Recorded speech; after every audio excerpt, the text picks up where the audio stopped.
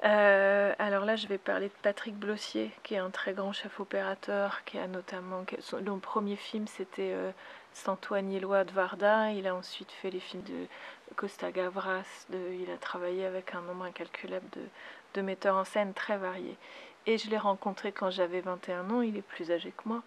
C'est le père de ma fille, d'une de mes filles. Et il a vraiment... Moi, j'ai pas fait d'école de cinéma. Et il a vraiment été mon école de cinéma.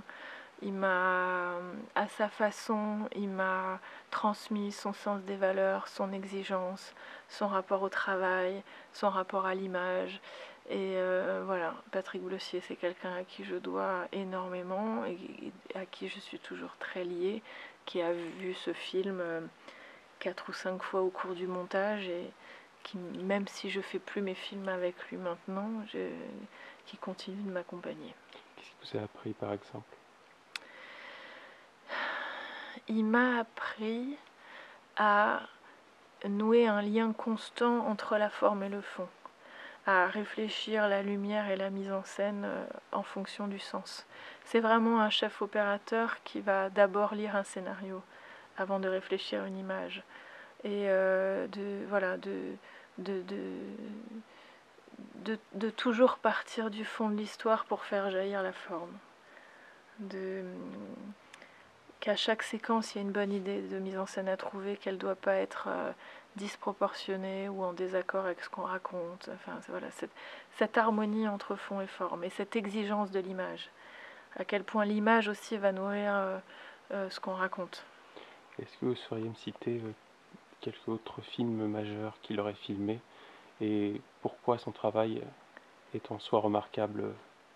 Il avait fait un travail dont je sais que quand je faisais des dossiers pour des films, souvent je prenais des photos d'un presque théâtre filmé de Chéreau qu'il avait fait qui s'appelait Le Temps et la Chambre et où il y avait vraiment ce qui est propre à son travail de jamais éclairer de face mais d'avoir des lumières de biais, de travailler sur les contrastes entre les grandes lumières extérieures et les pénombres intérieures. Et cette idée de contraste entre ombre et lumière. Je pense à ce film-là. Il avait fait le making-of d'un film de Yilmaz Güney qui s'appelait Autour du mur, où là il avait filmé un metteur en scène en train de travailler. C'est un documentaire merveilleux. Qu'est-ce que je peux citer encore de lui? Ben non, mais il y a tellement de ces films que j'admire. Mais je crois que je l'admire pour l'entièreté de ses films en fait. Je l'admire pour sa capacité à jamais figer une vision de l'image au détriment du désir d'un réalisateur. C'est-à-dire qu'il aura fait, sur tous les films dont il aura fait l'image, il y a vraiment des films qui ont des lumières et un sens du cadre très différents les uns des autres. Il a pu faire la série Les Revenants qui avait beaucoup marché, qui avait beaucoup marqué en termes de lumière. Sans Et toi ni loi quand même. Antoine Hillois. Sans toi quand même. Hein. Mais là j'ai l'impression d'oublier des fondamentaux. Mais non, non, moi dans ma vie il a été fondamental vraiment.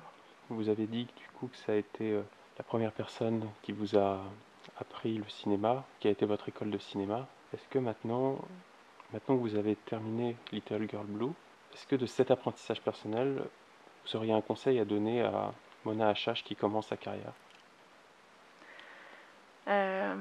De pas avoir honte, de pas avoir fait d'école, de pas avoir honte parce que Patrick a été un pilier, mais j'avais pas celui de l'école. J'ai eu mes enfants très tôt, donc j'avais ce complexe de l'autodidacte. Et si j'avais su à quel point ce sens de l'instinct et ma liberté de femme aussi allait nourrir mon travail ensuite, je me serais peut-être moins jugée, moins dépréciée.